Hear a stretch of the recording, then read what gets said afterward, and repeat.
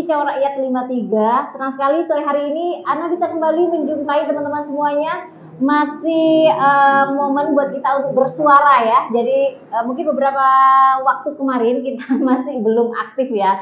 Alhamdulillah hari ini sudah ada narasumber kita yang hadir pada sore hari ini, ada Mas Adang Widakdo ya. Tuh, Adang Dwi Widakdo. Oh, Adang Dwi Widakdo. Anak kedua pasti? Pastinya ya, karena Dwi. Iya. Gimana kabarnya Mas Adang sore hari ini? Alhamdulillah baik. Sehat ya? Alhamdulillah sehat ya. Ya, sahabat KR53, Mas Adang ini memang backgroundnya ini ya, hukum. Pastinya kalau ada Mas Adang kita membicarakan tentang hukum. Jadi buat teman-teman yang barangkali mau ikut gabung berpartisipasi, silakan ya, kita ada ruang komen di Facebook ini, jadi silakan Anda bisa berkomentar atau mungkin bertanya langsung kepada Mas Adang juga boleh. Nah, untuk kali ini temanya sih tentang perilaku debt collector. Waduh. Walaupun di dalamnya nanti kita bahas tentang fidusia ya, Mas. Nah, ya, erat hubungannya dengan fidusia nanti. Masih sangat awam ya mendengar istilah itu. Nah, mungkin Mas Adang bisa mengawali nih. Ketika kita ngomong fidusia, itu apa sih? Makanan apa itu? Ya, itu mungkin bukan sebangsa makanan ya. Fidusia itu berasal dari Belanda, bahasa Belanda. Bahasa Belanda ya. Yang arti umumnya itu dia adalah jaminan. Jaminan dari sebuah hutang piutang. Jadi hutang piutang itu harus ada jaminannya. Terutama jaminan dia benda yang bergerak. Nah, makanya disebut, kalau dalam hukum Indonesia itu disebut jaminan fidusia. Jaminan fidusia. Ya, jadi erat hubungannya dengan sebuah hutang piutang dengan jaminan benda bergerak. Kalau yang tidak bergerak seperti kalau yang tanah, tidak bergerak itu biasanya jaminannya namanya hak tanggungan. Hak tanggungan. Nah, jadi ada perbedaan nama aja, tapi pada prinsipnya adalah hutang piutang dengan jaminan, gitu. Nah, kalau kita lihat Mas ya, banyak masyarakat awam yang tahunya mungkin jaminan ya, istilah fidusia ini masih sangat awam ya, atau jarang lah, atau bahkan masyarakat sendiri kalau kita lihat ketika mereka membeli ini ya, yang paling sering membeli kendaraan bermotor, itu kan seringkali kasus apa namanya jaminan atau apa namanya mereka menjadi apa ya? Ya, jadi bilang ini. BPKB-nya kemudian digadekan atau dijadikan tanggungan gitu ya. Gimana itu kalau proses yang terjadi? Karena saya lihat harus ada sertifikat gitu ya. Ya, betul. Jadi gini, di Indonesia itu persoalan jaminan fidusia sebetulnya sudah diatur dia dalam Undang-Undang Nomor 42 tahunnya 99. Jadi dia mengatur tentang jaminan fidusia.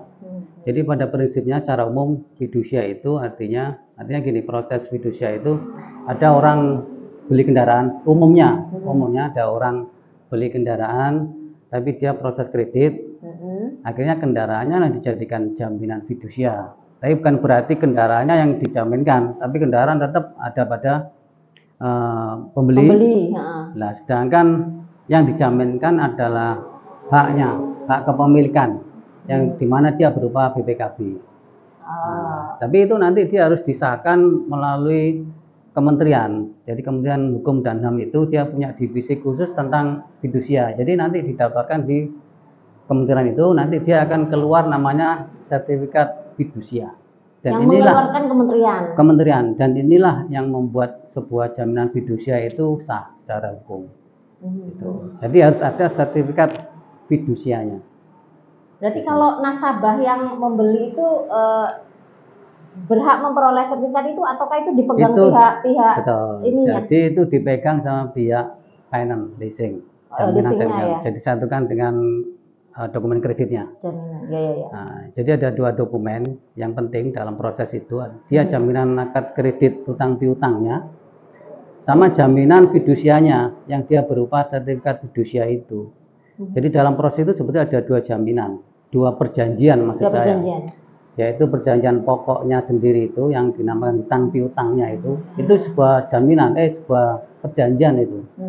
Itu sama sebuah perjanjian penjaminan fidusia tadi. Jadi ada perjanjian pokok, ada perjanjian aksesoris namanya, perjanjian tambahan. Gitu. Jadi sebetulnya dua perjanjian yang sedikit banyak dia terpisah. Gitu. Jadi kalau perjanjian pokoknya ini selesai, maka perjanjian tambahannya aksesoris otomatis selesai. Tapi ketika dia perjanjian pokoknya nggak sah, dia akan aksesorisnya menjadi nggak sah. Gitu.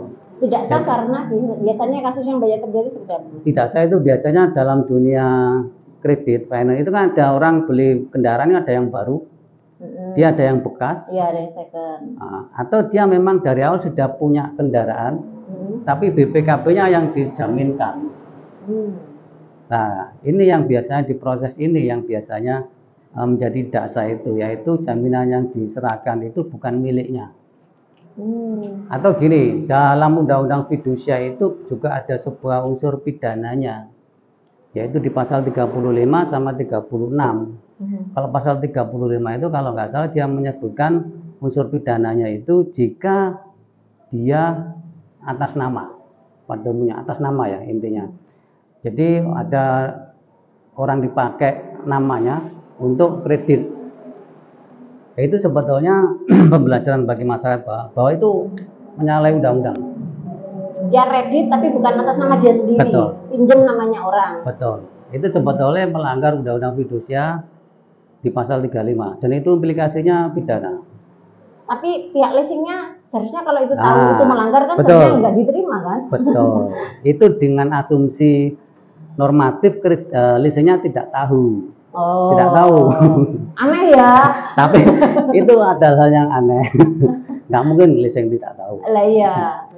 Tapi karena itu, di perjanjian itu gambaranku ya, kalau kita yang ngambil harusnya kan kita yang tanda tangan. Betul. Bagaimana pakai nama orang lain gitu kan Mas? Asumsinya leasing pasti tahu. Ya, iya. Asumsinya. Pura-pura tidak tahu. Ya, kebanyakan itu terjadi pura-pura nggak tahu sehingga terjadi fraud kredit macet.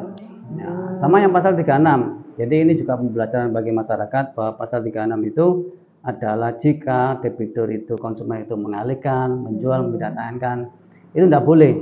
Itu ada pidananya di pasal 36 itu. Jadi jangan sampailah itu terjadi kan gitu.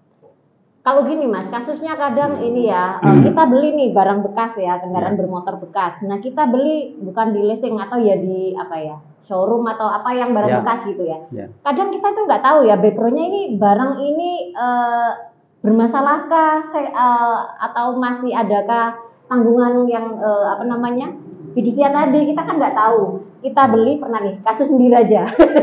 Jadi dulu pernah saya dibelikan bapak kan beli motor second gitu ya ke salah satu apa namanya ya bilang kayak showroom gitu ya, barang-barang second dibelikan. Nah pas saya pakai dapat 2 hari, nah tiba-tiba ada seseorang nih mengutip ya, karena saya masih sekolah jadi saya masih awam ya nggak tahu tuh ngapain. Mbak boleh ikut sebentar? Loh, ada Pak, ini nomornya ini ya karena nomornya sama saya bilang iya sama nomornya, silakan ikut sebentar.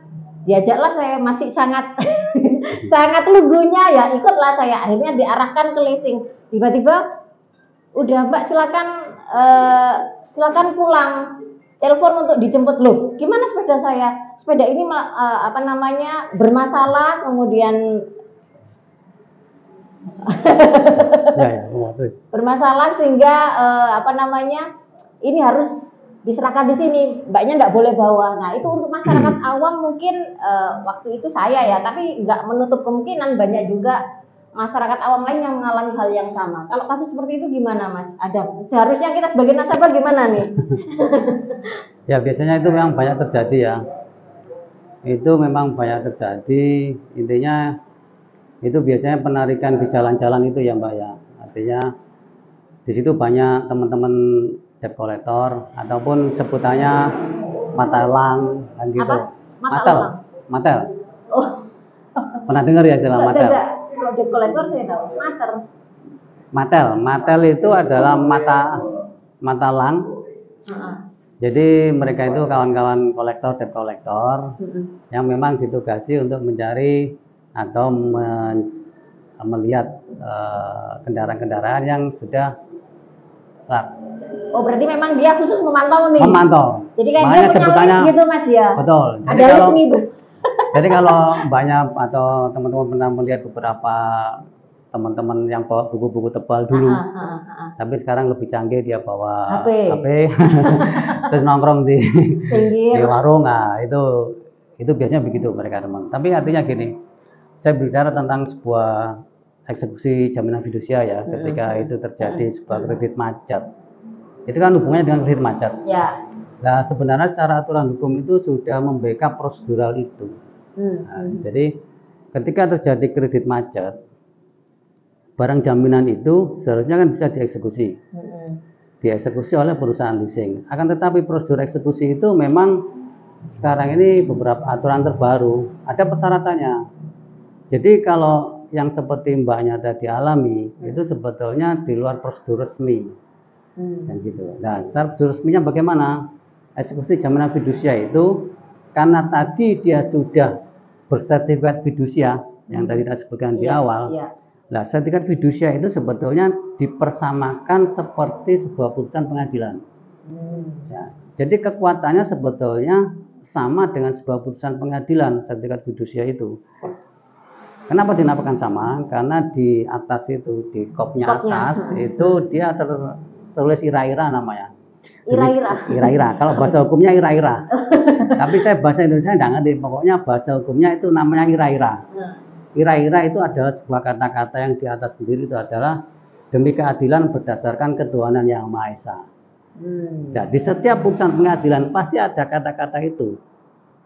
Itu yang dinamakan kekuatan eksekutorialnya di situ, ira-ira itu. Nah, sertifikat fidusia itu ada kata-kata itu. Jadi sama sebenarnya kekuatannya. Nah, ketika dia sama, bagaimana eksekusinya?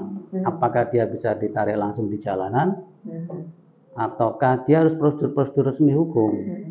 Jadi ada beberapa penafsiran di kalangan teman-teman kolektor, debt kolektor ataupun eksternal, sama ada beberapa penafsiran yang sedikit kontradiktif untuk menafsirkan apakah ini bisa ditarik langsung apa tidak.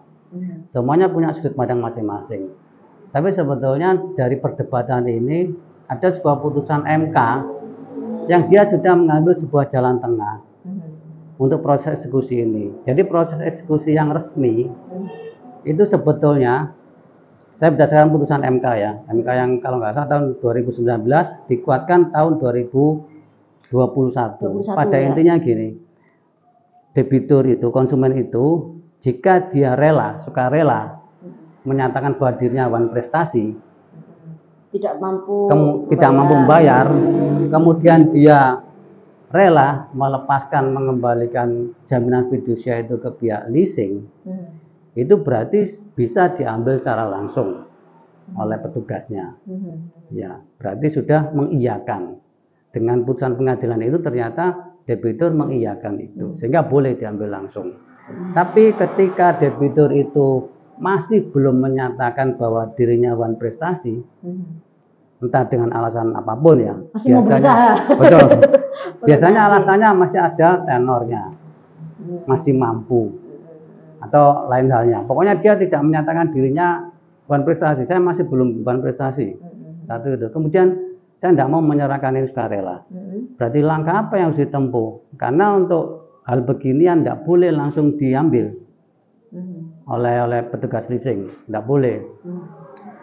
Jadi langkah yang harus diambil adalah melalui sebuah permohonan eksekusi di pengadilan berdasarkan sertifikat fidusia yang dipunyai tadi, dimohonkan permohonan eksekusi di pengadilan untuk pengadilan menetapkan boleh dieksekusi. Baru itu boleh. Pihak leasingnya yang mengajukan. Berarti itu boleh nanti ketika pengadilan itu sudah mengiyakan itu, menetapkan itu, boleh diambil oleh petugas leasing, ya kan? Itu prosedurnya. Tapi yang terjadi di masyarakat itu, beberapa teman-teman debt kolektor, mata elang segala macam, tanpa membawa dokumen yang diakui resmi secara hukum, tiba-tiba dia mengambil unit kendaraan itu di jalan dengan intimidasi, dengan dengan tipu muslihat, Iya, diajak ke kantor iya, iya. dengan alasan apapun, Iya, ya kan, tipu muslihat ataupun bahkan dengan kekerasan. Nah, itu tidak boleh. Nah, jika terjadi seperti itu, masyarakat mengalami hal seperti itu, apa yang sebaiknya dilakukan?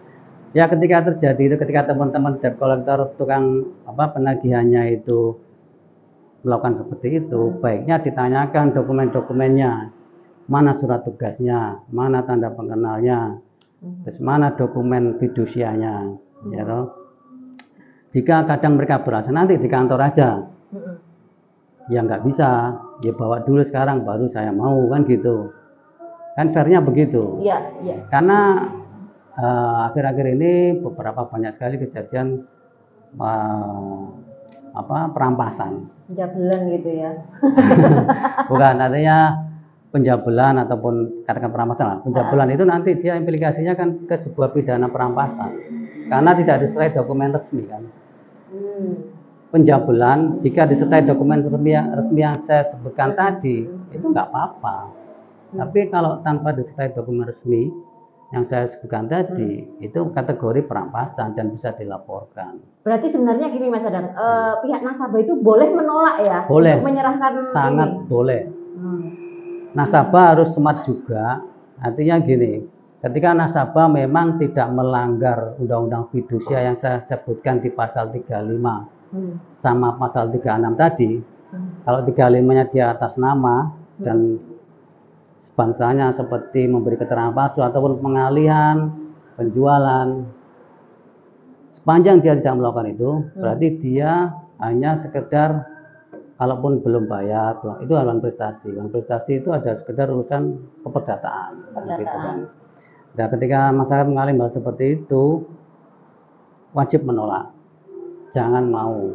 Jangan mau ya. Jadi kalau ya, dipaksa, langsung ke kantor polisi terdekat saja, diselesaikan di situ agar tidak terjadi di masyarakat nanti nggak tahu menahu terus rame-rame dikira berpengalaman dari teman-teman, kan tidak enak. Ketika kita tetap nggak mau berhenti, diteriakin maling, jambret, nah, orang-orang kan nggak tahu itu, nanti ternyata digebukin. Sampai ada kasus seperti ini? Oh, banyak ya. Banyak sekali terjadi. Mungkin itu ya yang itu ngeri juga ya. Ngeri, sangat mengerikan. Dan itu real terjadi. Ketika diteriaki seperti itu, orang-orang di sekitar kan tidak ngerti. Terlanjur digebukin, terlanjur ditangkap, ternyata persoalannya adalah kendaraannya belum bayar. Sedangkan itu pun bisa diselesaikan. Gitu. Itu sering terjadi dan bagi saya mengerikan. Gitu. Kalau seandainya ini Mas sudah terlanjur dia ikutlah ke leasingnya ya, itu leasingnya, kemudian langsung disita. Sementara kita menolak untuk menyerahkan, itu nggak bisa ya? Nggak apa-apa. Nggak apa-apa ya? Nggak apa-apa. Sepanjang mereka tidak membawa dokumen resmi, surat tugas, fidusianya, putusan pengadilan jika diperlukan. Tapi kalau tidak ada putusan pengadilan sebenarnya nggak boleh juga ya? Nggak boleh juga, karena kita kan juga tidak mengakui bahwa kita haluan prestasi. Tadi kita sebutkan dua unsurnya, yaitu ketika kita mengakui haluan prestasi dan mengakui dengan sukarela menyerahkan kendaraan itu, berarti boleh diambil, silakan diambil. Tapi ketika kita tidak mengakui bahwa kita haluan prestasi dan tidak mengakui dan tidak ingin menyerahkan secara sukarela, berdasarkan putusan MK loh ini ya, ini bukan ngarang, kemudian dipelajari aja putusan MK-nya ngomong bahwa itu harus diselesaikan lewat pengadilan negeri, tidak melalui gugatan, tapi hanya melalui permohonan eksekusi. Nah, itu harus ada. Kalau seandainya mereka bawa surat tugas, kita tidak menyerahkan, nasabah itu bisa dipidanakan? Enggak. Tadi kan urusan keperdataan. Perdataan ya. Pidananya itu hanya ada dua tadi. Ketika dia nasabah fiktif, sama dia mengalihkan, gadekan. Sepanjang dua ini tidak terpenuhi, semua adalah urusan keperdataan. Gitu. Kadang ditakut-takuti ya. Nah, makanya kalau ditakut-takuti, ya namanya masyarakat harus cerdas juga, harus smart kan gitu.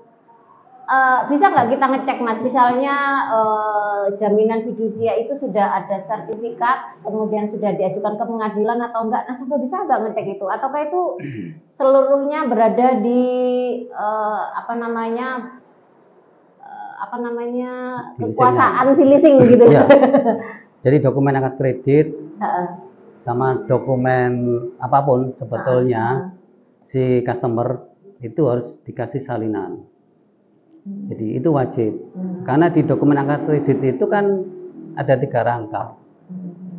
Jadi konsumen harus mendapat salinan. Segala dokumen yang ada itu konsumen harus mendapat salinan agar dibuat pegangan bersama-sama tahu hak dan kewajibannya, kan gitu. Gitu. Tapi kadang yang dalam praktek dulu di awal-awal itu kan dunia leasing ketika diwajibkan, kalau berdasarkan peraturan Menteri Keuangan saat ini itu kan leasing diwajibkan mendaftarkan fidusia itu maksimal 30 hari dari akad kreditnya. Dari pembelian atau dari akad kredit itu dia maksimal 30 hari harus mendaftarkan fidusianya ke kementerian. Tapi di beberapa case yang terjadi itu leasing juga agak nakal karena daftarnya belakangan. Betul. Jadi karena daftarnya juga butuh biaya. Oh, daftar itu biaya? Ada. Apalagi mobil ya. Mobil itu kalau nggak salah, saya dulu pernah tahu itu di angka 250.000 per unit. Nah, biasanya ketika kredit ini lancar-lancar saja, pihak leasing nggak akan mendaftarkan itu. Begitu indikasi dia macet, baru didaftarkan sertifikat fidusia demi untuk bisa narik itu. Padahal di peraturan Menteri Keuangan itu maksimal 30 hari.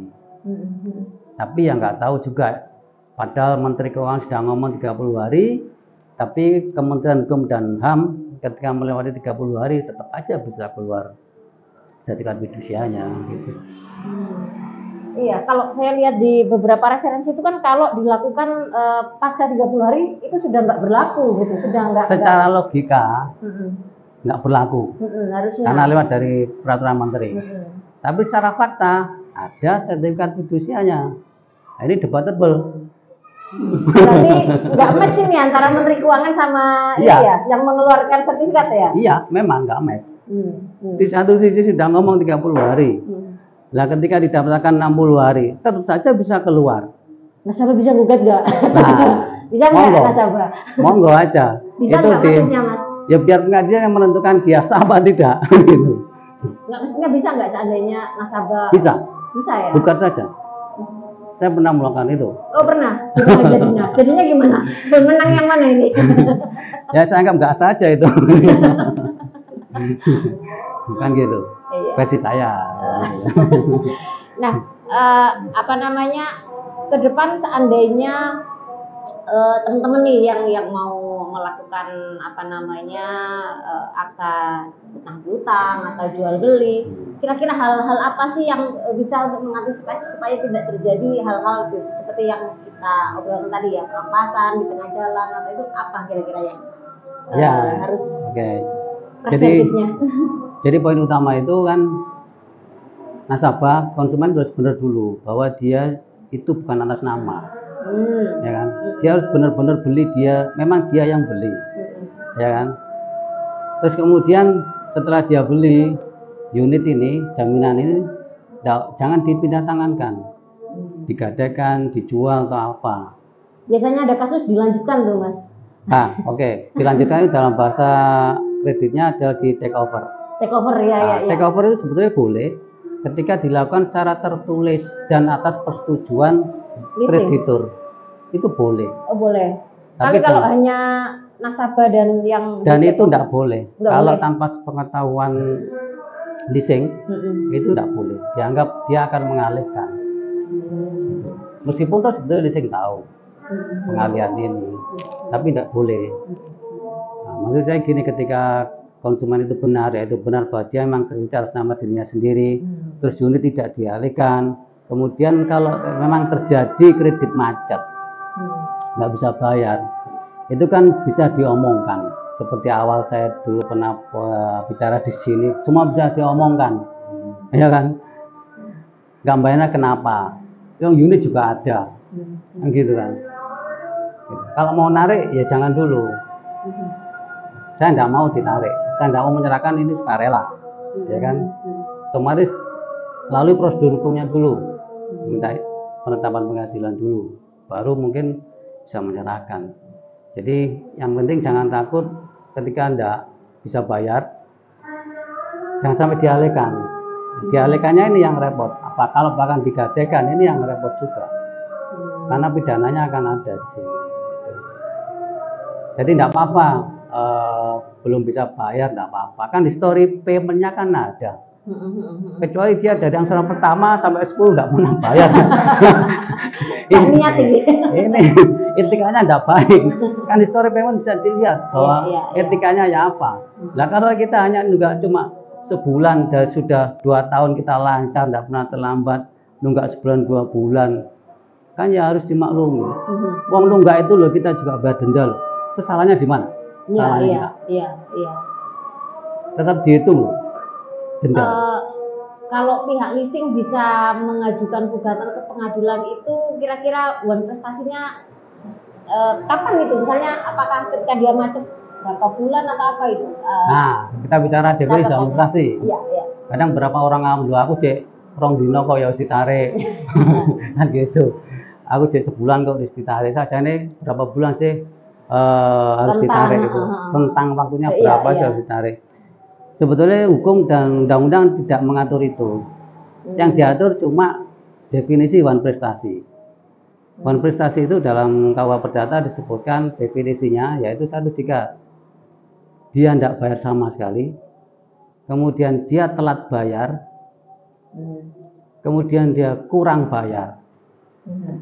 Ini sudah kategori wan prestasi sebetulnya secara undang-undang. Tapi wan prestasi ini tadi dia harus ditetapkan oleh pengadilan, dinyatakan, gitulah. Jadi tidak ada aturan resmi harus 2 bulan ditarik, 5 bulan ditarik, itu tidak ada. Berarti terserah ininya ya? Terserah pihak leasingnya, asal dia prosedural. Seperti tadi saya berikan proseduralnya ya.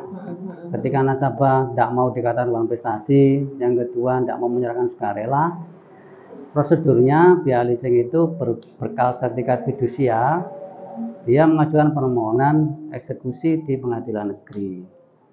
Nah, kalau pengadilan negeri sudah menetapkan boleh eksekusi, ya ini boleh dieksekusi. Boleh diambil ya. Boleh diambil ya. Oke, Sobat Karima 3, itu ya cuap-cuap kita sore hari ini tentang apa namanya? Tadi temanya sih ini ya, tulisnya perilaku debt collector, tapi sebenarnya di dalamnya kita mau apa ya? Memahami lebih jauh ya, kenapa sih debt collector itu melakukan perampasan, terutama ketika kita menjadikan sepeda kita, misalnya kendaraan kita sebagai agunan atau jaminan fidusia ya, yang seperti diterangkan oleh Mas Adang. Jadi teman-teman nasabah kalau di jalan kemudian ada debt collector, nah boleh tuh meminta apa namanya surat-surat dokumen untuk dia legal untuk melakukan apa ya, penarikan unit kendaraan kita. Jadi kalau tidak disertai dengan dokumen yang sah dari pengadilan, kemudian sertifikat fidusianya, teman-teman boleh menolak ya untuk sangat boleh tidak menolak. Menyerahkan itu. Sangat jadi boleh. Itu ya poin utamanya. Oke, semoga saja ini bisa menjadi referensi buat kita ya. Semoga saja kita lebih tetap ya, kita harus menjadi ini ya, nasabah yang smart, jangan mengatasnamakan atau mengambil nama orang lain untuk membeli suatu barang, karena belakangan pasti akan ada persoalan yang lebih sulit, dan juga harus paham aturannya dan prosesnya supaya kita tidak menjadi korban debt collector. Apalagi sama Mas Adang yang sampai diteriakin maling ya, pasti lebih parah lagi tuh efeknya. Terima kasih semuanya, semoga saja ini bisa bermanfaat, dan ya kita akan jumpa lagi dengan tema-tema yang lainnya. Terima kasih Mas Adang atas waktu dan sharingnya. Kita tutup podcast kita sore hari ini. Wassalamualaikum warahmatullahi wabarakatuh. Waalaikumsalam warahmatullahi wabarakatuh.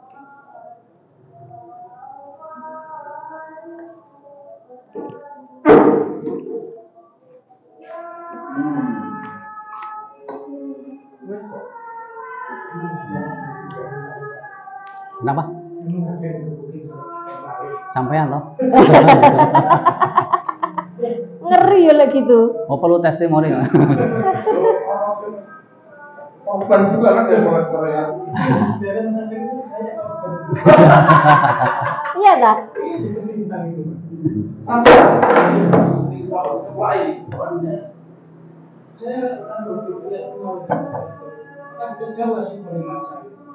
sampai malah yang diteriakin malah. Ya karena dia yang berkendaraan nih pak. Ya kan banyak juga yang korek-korek teriakin malah. Loh ini nasabahnya yang diteriakin Pak. Nasabahnya malah diteriakin. Iya, saya tadi bicara itu sebetulnya. Nasabahnya yang diteriakin.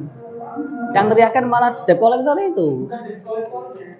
Yang teriakin debt collector, neriakan nasabahnya maling karena dindek tak gelem kan. Oh karena nggak mau. Karena nggak mau mandek, tetap lari. Debt collector yang neriakan dia maling. Nah orang-orang kan pada ngejar itu.